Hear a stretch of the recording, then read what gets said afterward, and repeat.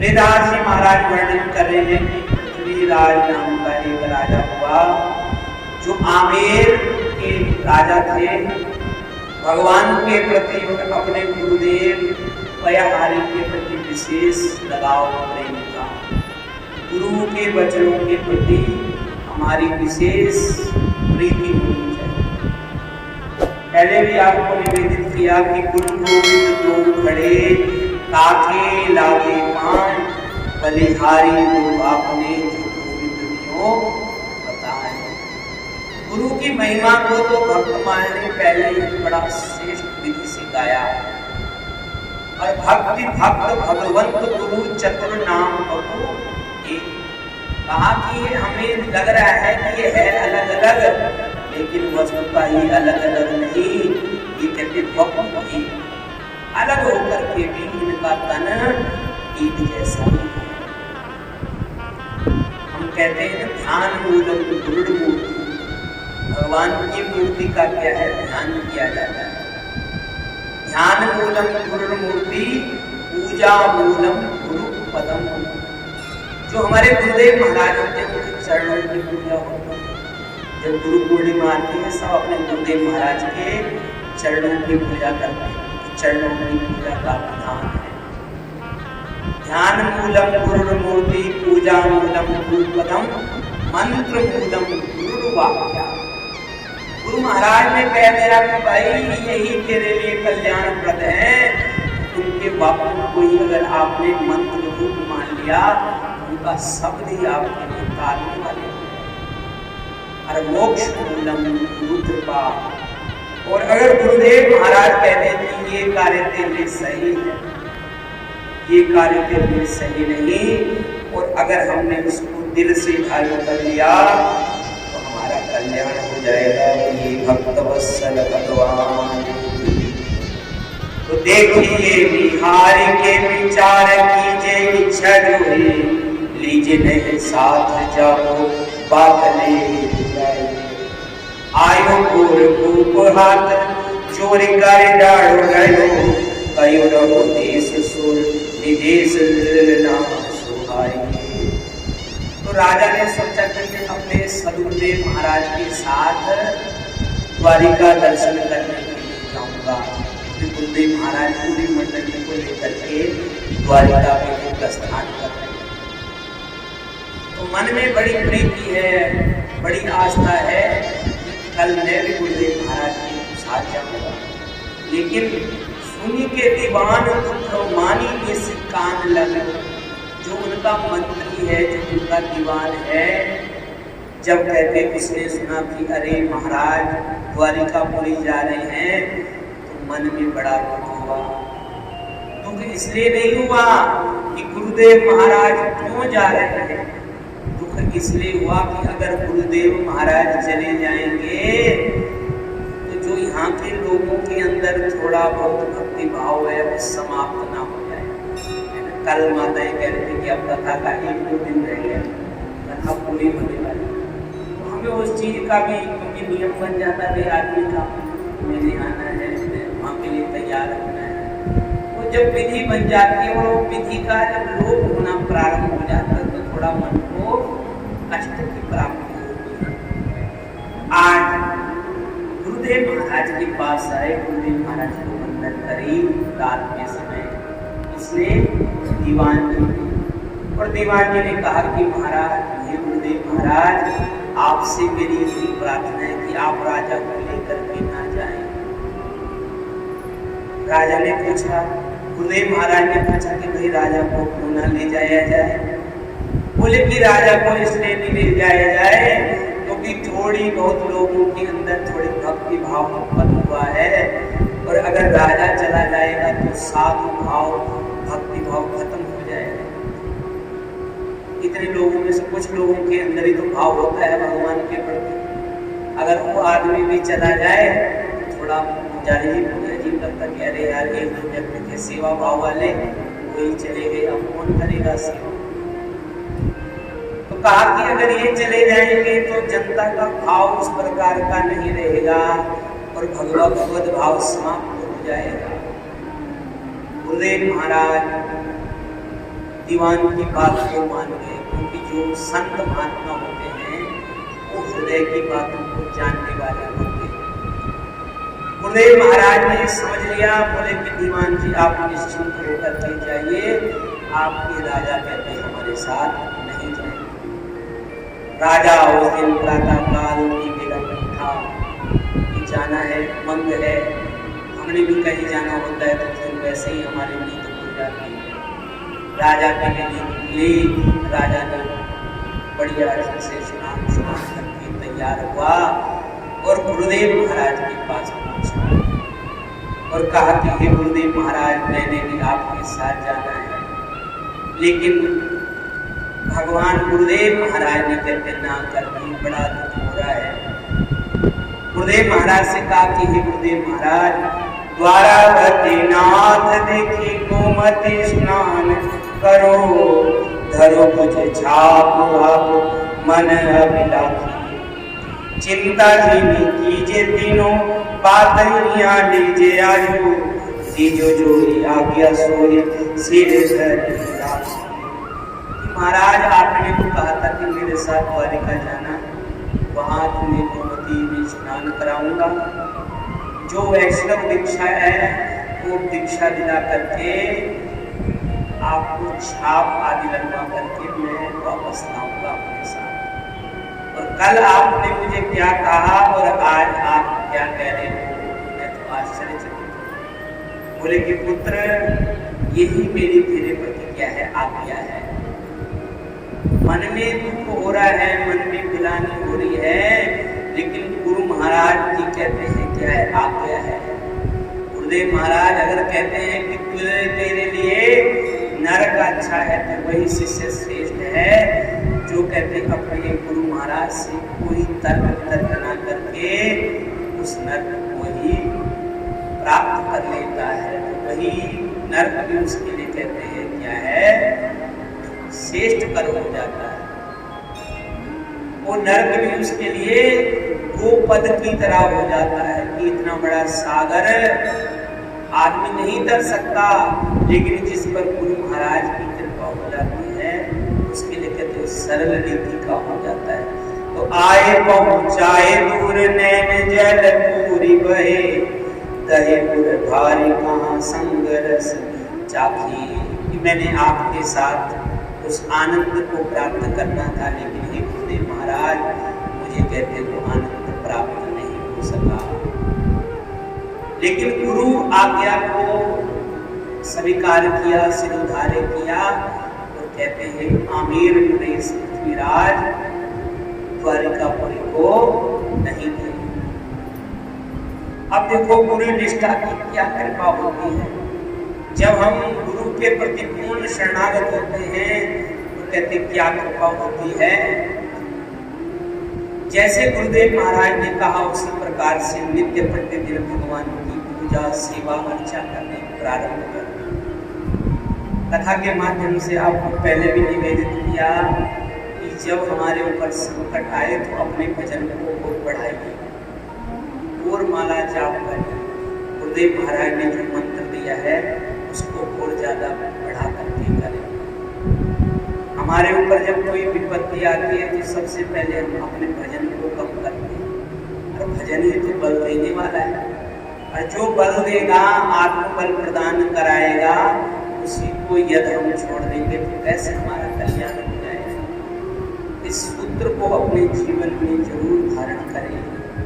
तो आयो पृथ्वीराज कहीं स्वामी सोपानी नहीं, आयो की तोरी बाही घोर प्रभु देखी है।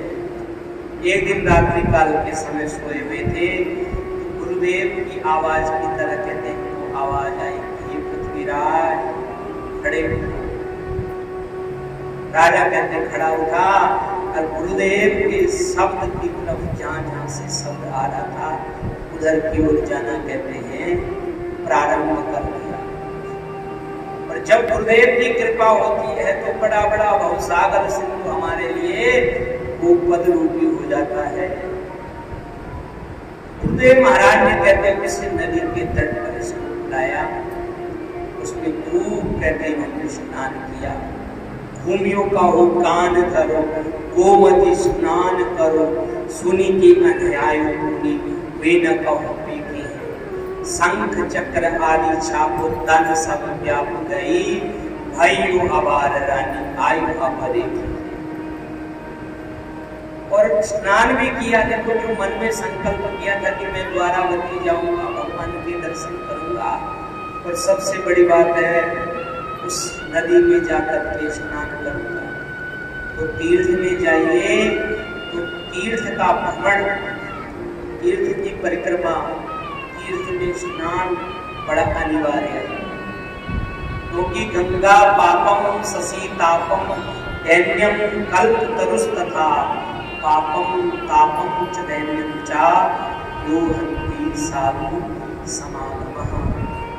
क्योंकि माँ गंगा कहते हैं पापों का शमन करने वाली है। जो हमारे बाहर और अंदर के पाप हैं उन पापों का शमन कर देती है।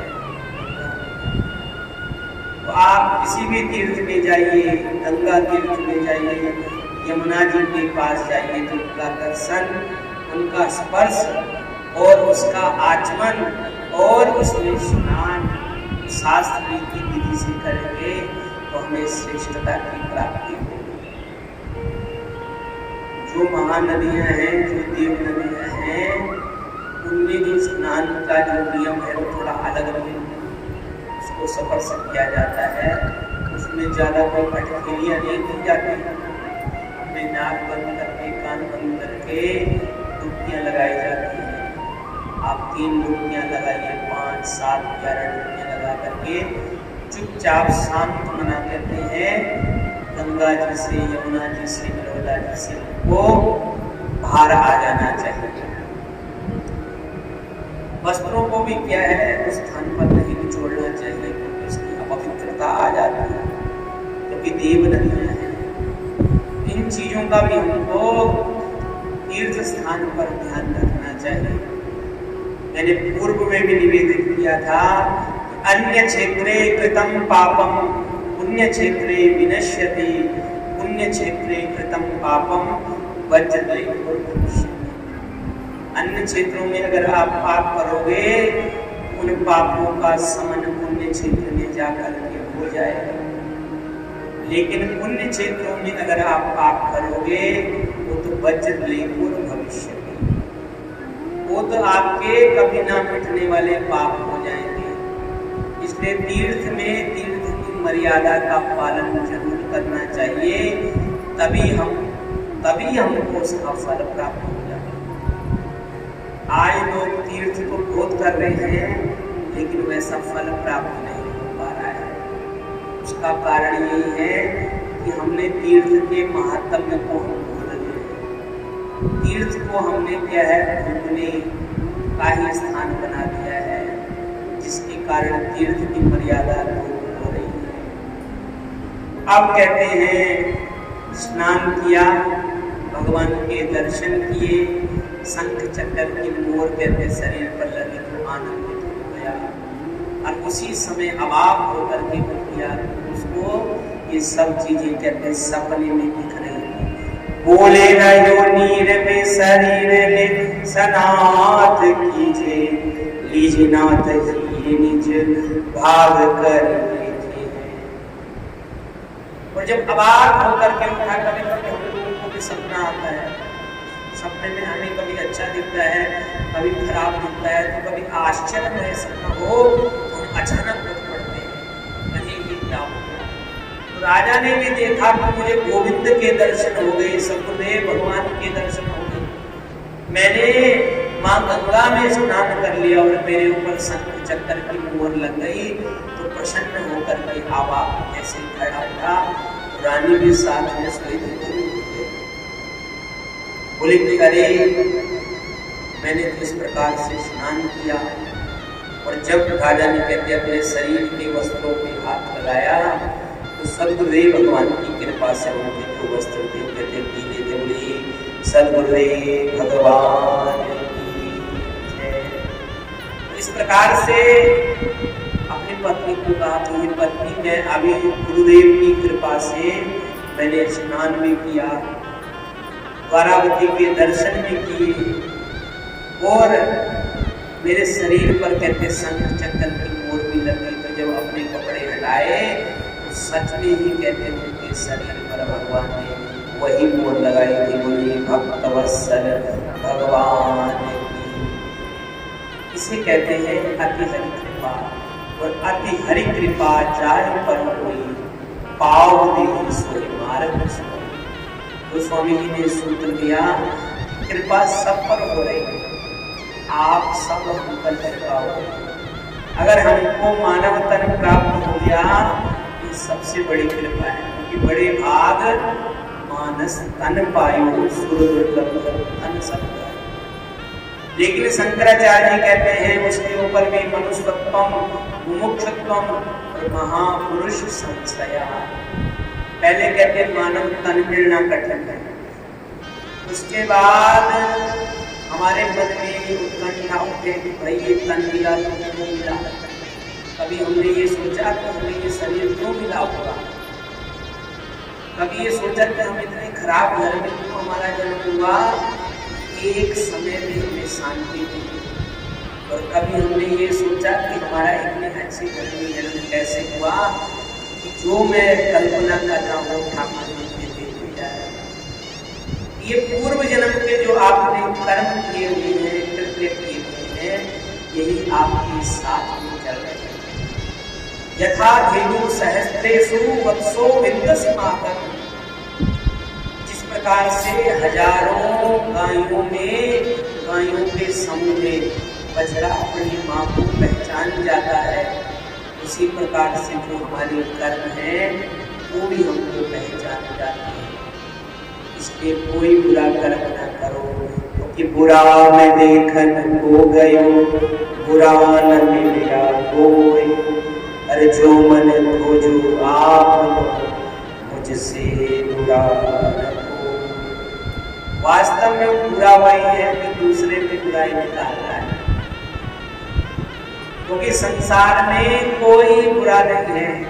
गुण चेतन क्या है, जड़ चेतन और गुण दोषमय विश्वहीन करता। ये तो भाई टांका को हर चीज में लगेगा, कोई चीज 24 कैरेट की नहीं है। अगर सोना 24 कैरेट का हो जाए तो द्रव्यमान हो जाएगा, पानी की तरह हो जाएगा। उसमें थोड़ी मिलावट करनी ही पड़ेगी, तभी तो अच्छे अच्छे गहने बनेंगे। तो वैसे ही इस जग में आया है तो माया रूप की मिलावट बीच में होगी, लेकिन उस माया को ले जाना कहाँ है? परमात्मा की तरफ ले जाना है कि संसार की तरफ ले जाना है? कि आपके कर्म आपको निर्धारित कराएंगे, क्योंकि पूर्व जन्म में अच्छे कर्म किए होंगे तो आपके कर्म आपको अच्छी तरफ ले जाएंगे, और खराब कर्म किए होंगे तो आपको खराब तरफ ले जाएंगे। जिस प्रकार से एक चाबी से ही ताला खुलता भी है और एक चाबी से ताला बंद भी होता है, चाबी तो दूसरी भी होती है ना। जब हमें भगवान ने ये मानव रूपी चाबी प्रदान कर दी, इसी चाबी से मोक्ष भी प्राप्त होगा, और इसी चाबी से क्या है, आप इस संसार की 84 के चक्कर में भी हम पड़े हैं। बस क्या है, अंतर यही है कि हम चाबी इधर को घुमाते हैं, इधर को घुमाते हैं ताला खुल जाता है, और इधर को घुमाते हैं तो ताला बंद हो जाता है। घुमाने की तो क्या है, घुमाने का ही अंतर है, वो तो सब कुछ वही है। इसलिए भगवान ने ये मानव तन दिया, तो इस मानव तन का हम सदुपयोग करते हैं, क्योंकि जीवन परमात्मा के हवाले है, और परमात्मा की शरणागति को अगर हम ग्रहण करेंगे तो उसी से हमारा क्या है कल्याण। तो भयो जब घोर पुर पड़ो भक्ति शोर पड़ो, करो आनि दर्शन भई भीर भारी है। और जब राजा क्या कहते इस प्रकार का कर्म हुआ कि राजा ने स्नान कर लिया, भगवान का गोविंद का दर्शन कर लिया, और यही घर पर रहते ही रहते भगवान ने वो छाप भी प्रदान कर दी। क्योंकि जब व्यक्ति क्या है पूर्ण हो जाता है, उसके सद्गुरुदेव भगवान उसको दर्शन देने के लिए स्वयं आ जाते हैं। बोलिए सद्गुरुदेव भगवान की जय। जिस प्रकार से एक वृक्ष का जो फल है परिपक्व हो जाता है, तो तोते को हम आवाज नहीं मारते, हमने कभी तोते को आवाज मारी? सद्गुरुदेव रूपी जो तोता है वो कहते हैं अपने आप पारखी होने के कारण उस फल पर चोट लगा के चला जाता है, अर्थात उस पर वैष्णव रूपी मोर लगा दे कि ये परिपक्व हो गया। तो जब आपका भजन भी ऐसे ही परिपक्व हो जाएगा, कोई ना कोई माध्यम बन जाएगा, कोई सद्गुरुदेव भगवान आ जाएंगे आपके आसपास, आपका कोई मित्र ऐसा बन जाएगा जो चल रहे दीक्षा लेते हैं, दीक्षा लेने जीव के लिए कल्याणप्रद है, ऐसा समय परिस्थिति बन जाएगी और आपका भी कल्याण हो जाएगा। तो आए बहु संतो महंत बड़े बड़े धारे, अति सुख पाए देह रचना निहारी है। और बड़े बड़े अमलात्मा विमलात्मा संत वृंद भी उसकी इस महिमा की प्रशंसा कर रहे हैं। क्योंकि जब हम श्रेष्ठ पथ पर चलना प्रारंभ कर देते हैं तो हमें प्रचार करने की आवश्यकता नहीं होती, प्रचार स्वयं हो जाता है।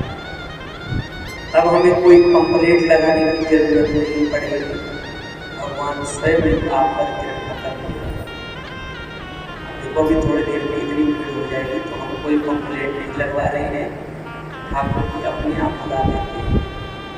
ये भगवान की कृपा से ही हो पाता है। आए बहुत संत कहते वहां पर आए कि देखो इसकी करनी और कथनी जब एक जैसे हुई तो गुरु गोविंद ने यहीं पर कृपा करने बोलिए सद्गुरुदेव भगवान की, यहीं पर कृपा करते। तो जो गृहस्थी है उसको ज्यादा भटकाव के चक्कर में नहीं रहना चाहिए। इस कथा से ये भी शिक्षा कि गृहस्थी को अपने गृहस्थ धर्म का निर्वहन करके उसी को अपना श्रेष्ठ दाम्पत्य जीवन को श्रेष्ठ मान करके उसी माध्यम से अपनी भक्ति को आगे आगे बढ़ाना चाहिए। उस सेवा के साथ अपना कर्म भी जरूरी है जो भगवान ने हमको दायित्व दिया है, और अगर हम उस दायित्व से विमुख हो जाएंगे तो भी अपराध हो जाएगा। उस दायित्व का भी निर्वहन करके भगवान सेवा में लगेंगे तो उसका अति फल प्राप्त होगा। तो नाना भेंट आवे हित महिमा सुनावे राजा, सुनत लजावे जानी कृपा बलवारी है। तो जब राजा की कोई ऐसी प्रशंसा कर रहा है तो राजा को बड़ा शर्म सी लग रही है, बड़ी लज्जा सी आ रही है, क्योंकि जो भक्ति है वो छुपाने का विषय मैंने पहले भी निवेदित करा था। योग युक्ति तप मंत्र प्रभाव फलाई का वही जब करही दुरावा। ये तो एकांत में बैठने का विषय है। तो राजा कहने क्या हो गया मेरे साथ, मेरे पे छाप लग गई, मैंने क्यों ऐसे बता दिया। अब जो भी मेरे घर में आता है मेरी महिमा गाता है, क्योंकि महिमा से कभी कभी क्या होता है हमारे अंदर अहंकार होता है। अहंकार होने से हमारा पतन भी हो सकता है। कई दान यहाँ पर ऐसे लोगों ने हमारा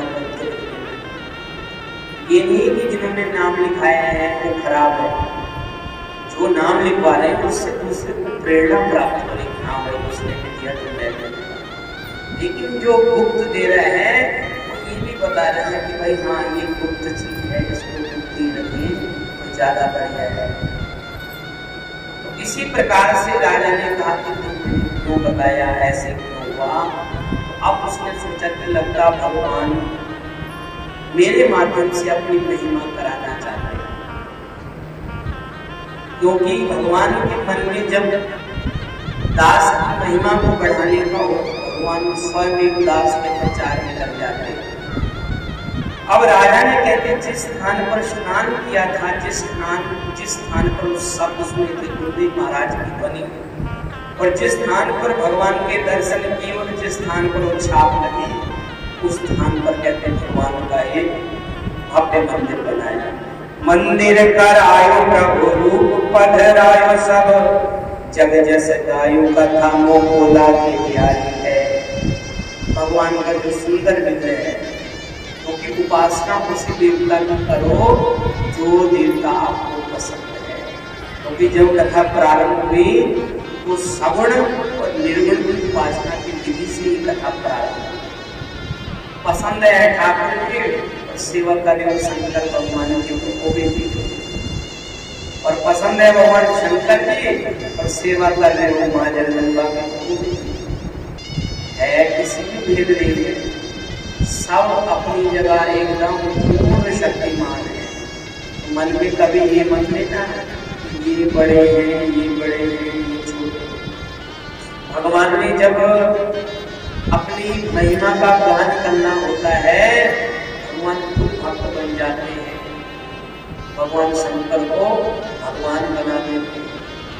पर जब भगवान ने उनकी महिमा का गान करना होता है तो भगवान शंकर खुद भक्त बन जाते हैं और ठाकुर जी को भगवान बना देते हैं। जब भगवान को शाम की प्राप्ति होनी थी, मां ने कहते देखा कि रुक्मणी जी का इतना सुंदर पुत्र, कहते मुझे भी इसी की तरह अच्छा बच्चा चाहिए। ऐसा ही भगवान ने बताई तो मेरे हाथ में नहीं, भगवान के हाथ में। बोले नहीं, इससे ज्यादा ही हो, इससे कम नहीं होना चाहिए। जामवती माता ने किया इस प्रकार का प्रश्न भगवान से। तो भगवान कहते केदार खंड में जाकर के भगवान ने तपस्या की। तो भगवान केदार खंड में तपस्या करके भगवान को प्रकट किया और गोरा माता और भगवान शंकर दोनों प्रकट किए। बोले कि हम दोनों अपने रूप में आपको दिया है बालक, इसीलिए उसका नाम शाम हुआ।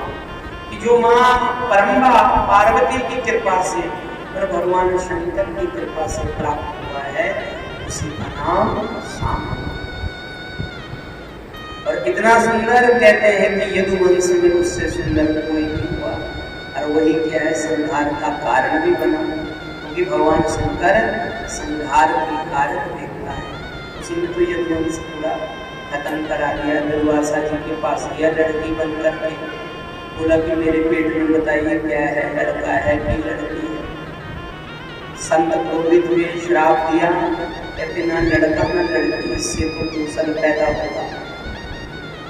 भगवान को ना बता के उग्रसेन जी को बताया कि उन्होंने उसको एकदम पाउडर बना करके समुद्र में फेंका। उस प्रवास क्षेत्र में ईर का नाम की घास बनी। जब सूर्य ग्रहण में कहते वहां पर आकर के अपने व्रत का प्रायण कर रहे थे, तो व्रत के प्रायण के सामने यदुवंशियों ने मदिरा पी है। करने आए धार्मिक प्रक्रिया और करने लग जाए हम और कुछ, तो ऐसे ही होगा। एक दूसरे को मारने लगे तो समूल यदुवंश का भयंकर नाश हुआ। तो भगवान ने जब अपनी महिमा करानी होती है तो भगवान इसी प्रकार से अपना रूप धारण कर लेते हैं। श्री प्रियदास जी महाराज कहते हैं कि राजा पृथ्वीराज की यह कथा मुझको कहते अत्यंत प्रिय लगी। इस प्रकार से प्रियदास जी महाराज कहते हैं कि पृथ्वीराज की और भी महिमा भगवान ने गाई। कि एक दिन क्या हुआ, विप्रदृगहीन सुअनाथ बैजनाथ पर पर्यचक चाहे मास की बिहाने। आज्ञा बार दूर चार भाई न फेरी होई, या कोहट सार देखी सिद्ध पिघलानी। पृथ्वीराज अंग के आगोछा सो गोछा जाए, आए के सुनाए द्विज गौरव निराने। ऐसे श्रावण का महीना चल रहा था। एक आंखें नहीं थी किसी भक्त के।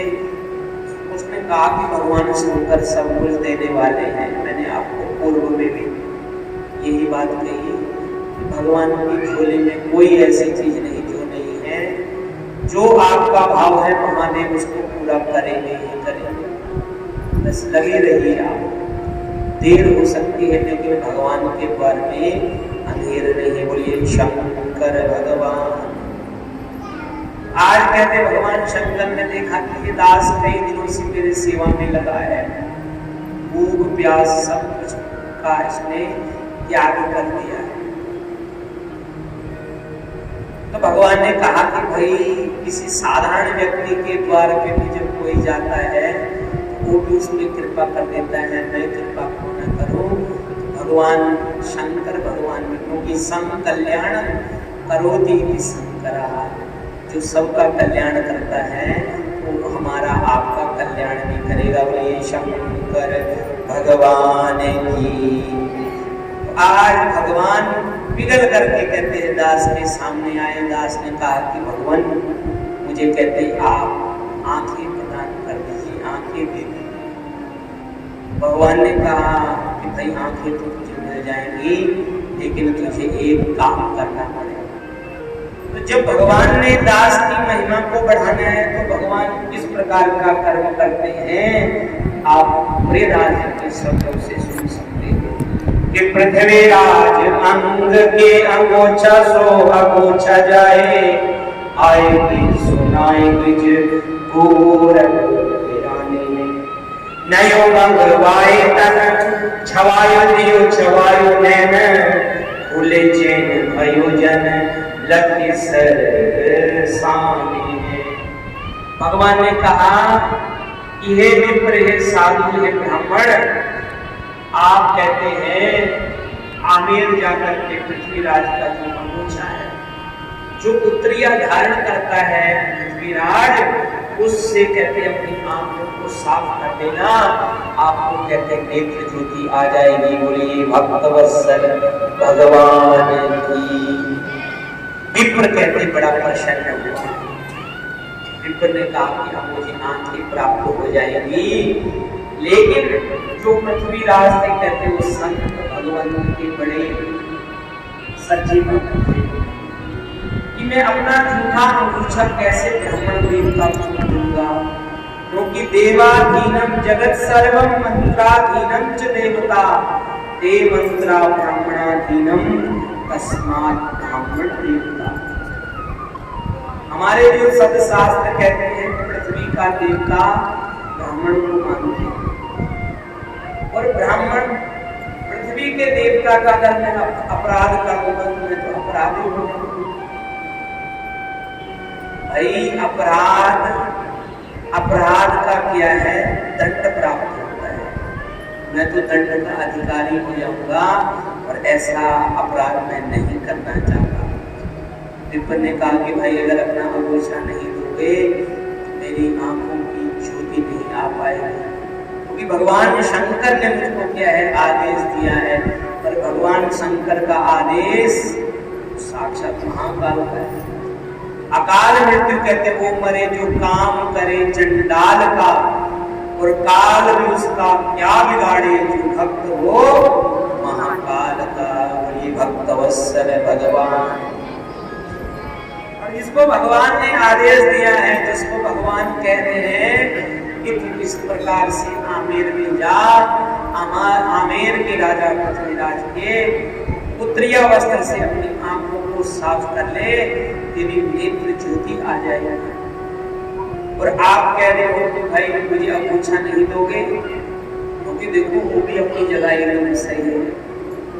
क्योंकि जिसके प्रति हमारे मन में श्रद्धा होती है, जिसके प्रति हमारे मन में भाव होता है, उसके प्रति हमारे मन में इस प्रकार का भाव नहीं आता। पृथ्वीराज जी ने कहा कि भाई अगर आप मानोगे नहीं तो मैं एक नया अगोछा लेकर के थोड़ा उसको अपने तन पर लगा करके आप दे देता हूँ। वैसे तो ऐसे हो नहीं सकता, लेकिन चलो आप कह रहे हो कि भगवान शंकर ने आपको कहा है तो आपके वचनों को मैं मान जाता हूँ। क्योंकि व्यर्थ में भी नहीं हमें किसी देख दिखाई बात में पड़ जाना चाहिए। जो बात प्रमाणित है, हमारे शास्त्र संबद्ध है, शास्त्र ने बताई है किसी को अनुभव है, भगवान कह रहे हैं निज अनुभव अब कहाऊं खगेसा। रामचरितमानस में निज शब्द का कई बार प्रयोग आया है कि जो मैंने अनुभव किया हुआ है, भगवान शंकर कह रहे मैं वही तुम्हें बता रहा हूं। और अनुभव हमें कुछ है ही नहीं, तब हम अपनी अनुभूति बताएंगे तो सफल नहीं हो पाएगा। आप गुरुदेव महाराज का ध्यान करते हो, रूप बैठाते हो, अगर कोई आपसे पूछे जो अपना गुरु भाई हो, उसको आप बता सकते हो कि भाई ऐसी पूजा पद्धति करता हूँ, मेरा मन लगता है। और जब हमने कभी बैठे ही नहीं, कभी पूजा की नहीं, तो हम क्या किसी को अपना अनुभव बताएंगे।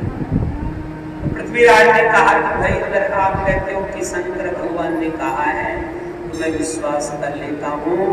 तो नयो मंगवायो तन छुआए दियो छुआए नैन, खुले चेन भयो जन रखी सरसाने। और जैसे ही कहते नया अंगूछा मंगाया, अपने शरीर पर स्पर्श करा करके जैसे ही उस विप्र के शरीर पे लगाया, विप्र की जो दृष्टि है कहते वापस आ गई। बोलिए भक्तवत्सल भगवान, ये भगवान की अनुग्रह है, अनुकंपा है, कृपा है, और बिना कृपा से ये नहीं हो पाता। तो ये बैठ जय श्री राम। माता कह रहे कल वाला भजन श्री राधे। अब इस प्रकार से श्री पृथ्वीराज जी कहते सूर्य वंश में श्री राम जी के क्या थे, वंशधर थे। आप आमेर नरेश श्री चंद्रसेन के सबसे बड़े पुत्र थे। माता भागवती देवी चौहान थी। पिता के बाद फाल्गुन वदी 5 संवत 1559 को आमेर की गद्दी पर कहते आप बैठे। ये पहले नाथ संप्रदाय के चतुर्नाथ जी के क्या थे, शिष्य थे।